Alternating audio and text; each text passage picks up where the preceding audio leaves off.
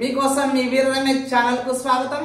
ABPSC exams అయిన groups, deputy DO, JL, DL మొదలైన competitive exams లలో నెగటివ్ మార్కుల పట్ల ఎలా జాగ్రత్త వహించాలో ఈ వీడియోలో చక్కగా వివరించడం జరిగింది।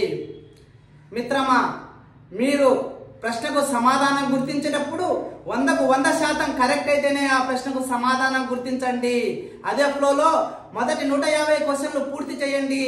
ఇట్లా ఈ విధంగా మొదటి రౌండ్లో వచ్చిన మార్కులే నీకు పక్కాగా వచ్చిన మార్కులు। ఒకసారి గుర్తించిన సమాధానాన్ని ఎట్టి పరిస్థితుల్లో మార్చకండి। అలా మార్చాలంటే ముందు ప్రశ్న యొక్క జవాబు తర్వాత ప్రశ్నలో దొరికినప్పుడు లేక మనం గుర్తించిన సమాధానము 100కి 100% తప్పని తెలిసినప్పుడు మాత్రమే మార్చండి।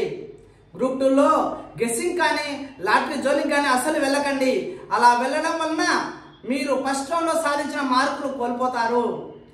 రెండో రౌండ్లో మొత్తం 4 ఆప్షన్లలో 2 ఆప్షన్లు పూర్తిగా తప్పని తెలిసినప్పుడు మిగతా 2 ఆప్షన్లలో ఒక ఆప్షన్ 80% కరెక్ట్ అని తెలిసినప్పుడు మాత్రమే ఆ ప్రశ్నకు సమాధానం గుర్తించండి, లేకపోతే గుర్తించకండి।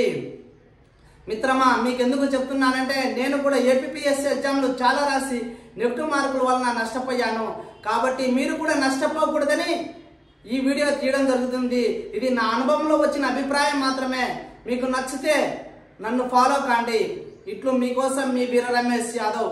ఈ వీడియో నచ్చితే మీరు లైక్ చేయండి, షేర్ చేయండి।